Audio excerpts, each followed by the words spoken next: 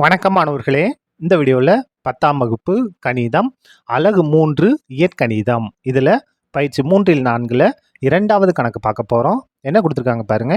கீழ்கண்ட கோவைகளுக்கு விலக்கப்பட்ட மதிப்புகள் இருப்பின் அவற்றை காண்க. இங்கே ஒரு 4 இது இருக்குது, இயற்கணித கோவைகள் இருக்குது. என்னுடைய விலக்கப்பட்ட மதிப்புகளை கண்டுபிடிக்கணும். விலக்கப்பட்ட மதிப்புகள் எக்ஸ்க்ளூடட் வேல்யூ அப்படின்னா என்னென்னா, எந்த மதிப்பு இதனுடைய பகுதி டினாமினேட்டரை ஜீரோவா மாற்றுதோ அதான் என்னது விலக்கப்பட்ட மதிப்புகள். அதாவது பகுதியில் ஜீரோவே வரக்கூடாது. எந்த எண் பகுதியை ஜீரோவை மாற்றுதோ அதை என்ன செய்யணும், நம்ம விலக்கி வச்சிடணும். அதான் விலக்கப்பட்ட மதிப்பு. கண்டுபிடிக்கலாமா? பாருங்க. முதல் என்ன இருக்குன்னா y/y² மைனஸ் 25. இதில் தொகுதி பிரச்சனை இல்லை. இப்போ பாருங்க, பகுதி இருக்கு இல்லையா, இதை நம்ம ஜீரோவுக்கு சமப்படுத்துவோம். y²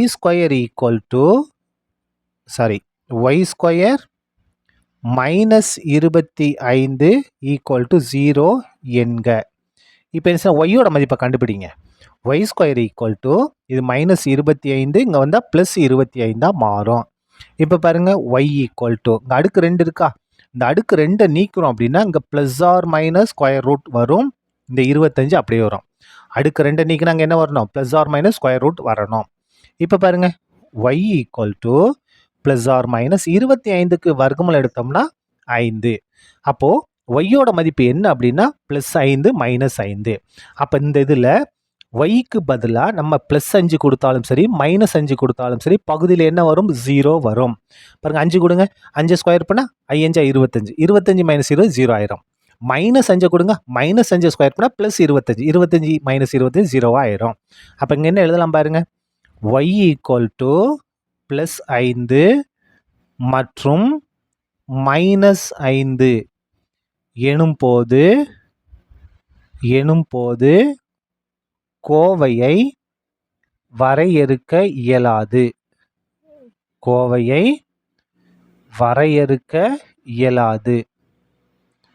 என்ன மாறிடும், நாட் டிஃபைனாக மாறிடும், வரையறுக்க இயலாது.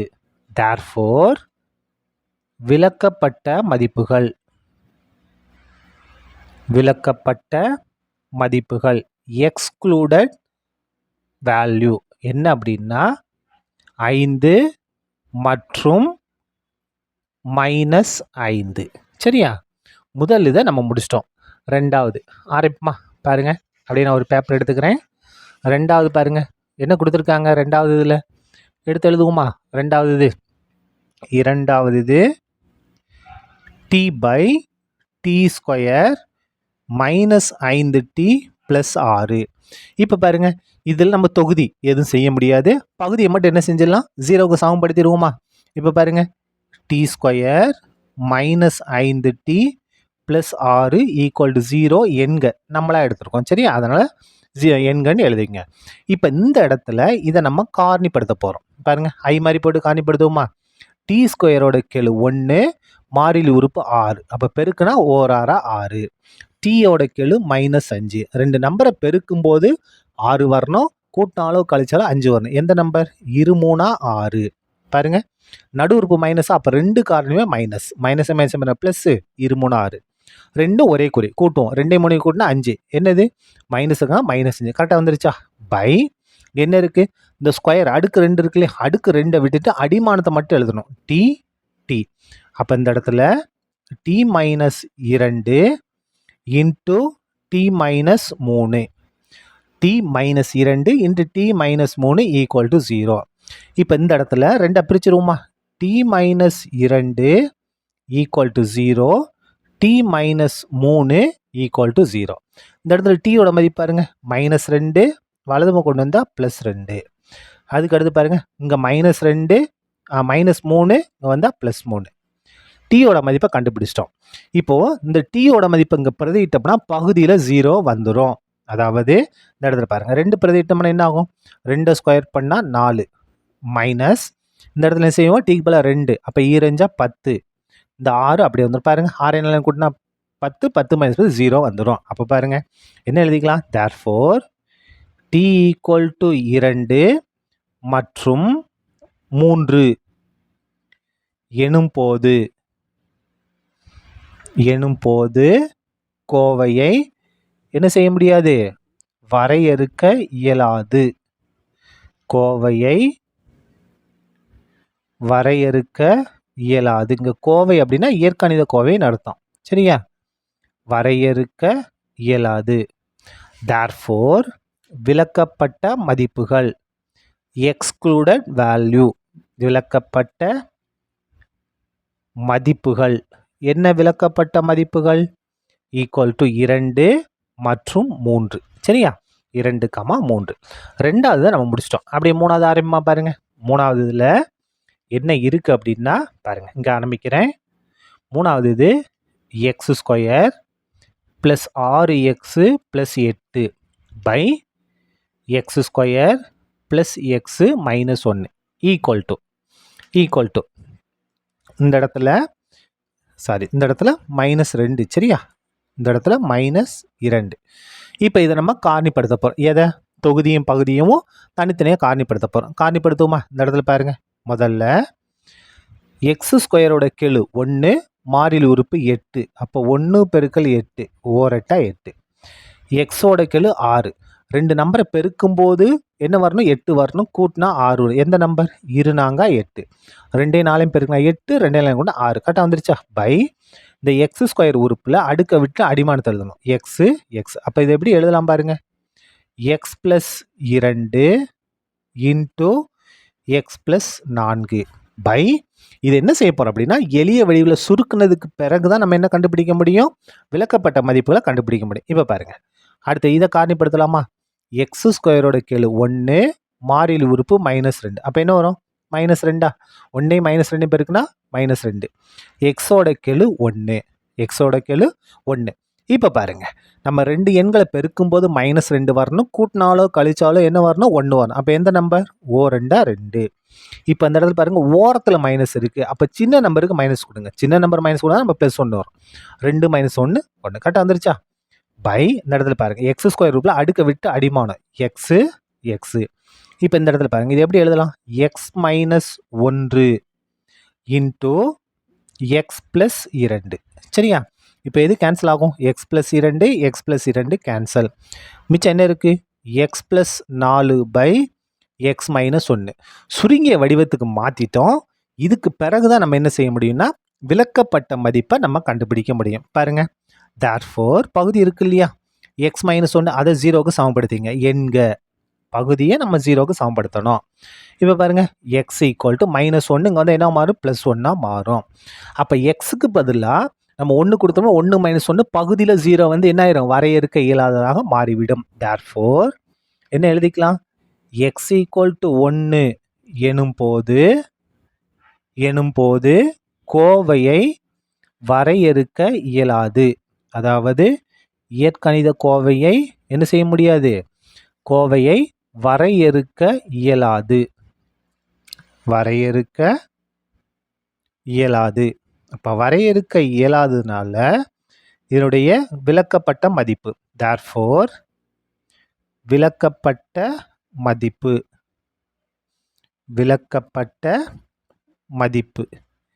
எது நமக்கு வந்து விலக்கப்பட்ட மதிப்பு? 1 தான் நமக்கு விலக்கப்பட்ட மதிப்பு. சரியா? மூணாவது முடிச்சிட்டோம். அடுத்தது நாலாவது லாஸ்ட் பார்த்துருவோமா? பாருங்க, நாலாவது இது முதல்ல கொடுத்த இந்த இடத்த எழுதுவோமா? நாலாவது என்ன கொடுத்துருக்காங்க பாருங்க, இங்கே எழுதுறேன். நாலாவது இது எக்ஸின் அடுக்கு 3 -27 பை எக்ஸின் அடுக்கு 3 plus X square -6x equal to, முதல்ல இதை என்ன செய்யணும்? எளிய வடிவத்துக்கு மாற்றணும். அதுக்கு பிறகுதான் நம்ம என்ன கண்டுபிடிக்கணும்? விலக்கப்பட்ட மதிப்பை கண்டுபிடிக்கணும். முதல்ல இதை கொஞ்சம் மாற்றி எழுதுவோமா? பாருங்க, எக்ஸின் அடுக்கு 3 -27 நம்ம எப்படி எழுதலாம்? 3 அடுக்கு 3 எழுதலாம். 3 தடவை எழுதி பாருங்க, என்ன வந்துடும் பாருங்க? 1 2 3 பெருங்க. 3 9 9 27. அப்போ 27 3 அடுக்கு 3 எழுதலாம். பை இதுல இருந்து நம்ம எதை பொதுவாக எடுக்கலாம் பாருங்க? எக்ஸை பொதுவாக எடுத்துடலாமா? பாருங்க, எக்ஸை பொதுவாக எடுத்தாச்சு. எக்ஸின் அடுக்கு 3 ஒரு எக்ஸ் வெளியே வந்துடும். அப்போ என்ன செய்யணும்? அந்த அடுக்கு 3 இருக்கா, அதில் 1 குறைஞ்சி அடுக்கு 2ன்னு வரும். ப்ளஸ் எக்ஸ் ஸ்கொயர் இருக்குது. எக்ஸ் ஸ்கொயர்னா எக்ஸ் பெருக்கல் எக்ஸ்னு அர்த்தம்.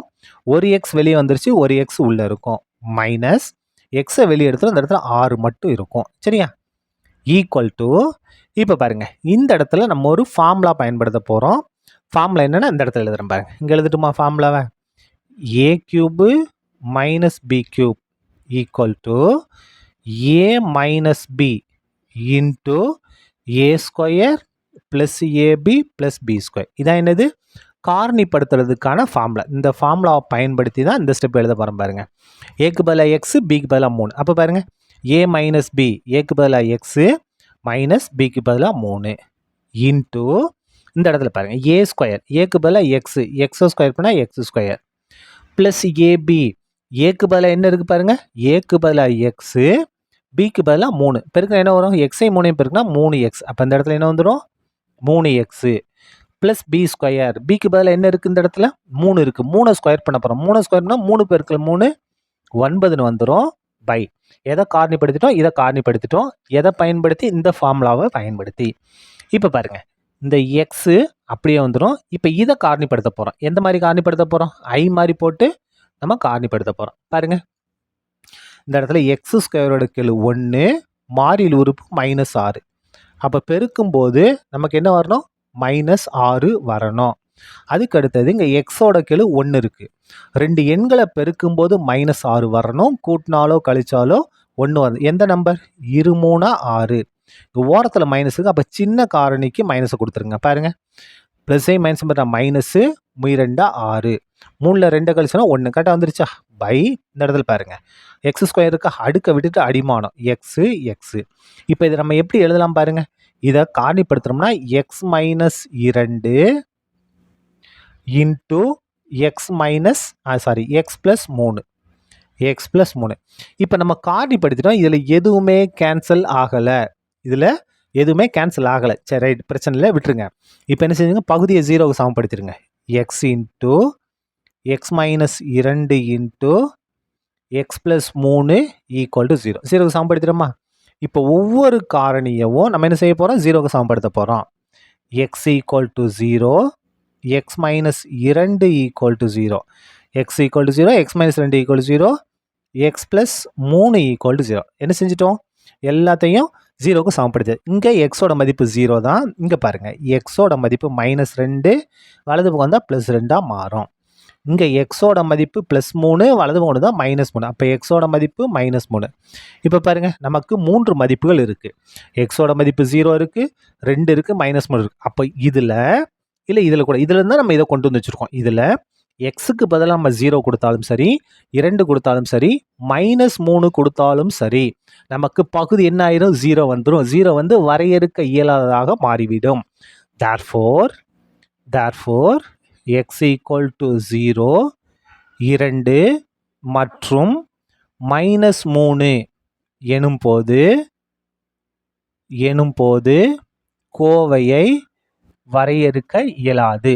பகுதியில் 0 வந்துட்டாலே அது என்னது? வரையறுக்க இயலாது. கோவையை வரையறுக்க இயலாது.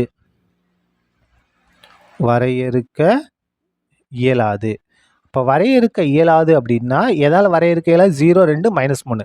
அப்போ அதுதான் என்னது? நமக்கு விலக்கப்பட்ட மதிப்புகள். therefore விலக்கப்பட்ட மதிப்புகள்.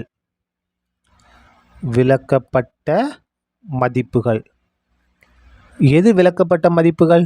0, 2 மற்றும் -3. இதான் என்னது? விலக்கப்பட்ட மதிப்புகள். இதோட இந்த கணக்கும் முடிந்தது. நன்றி.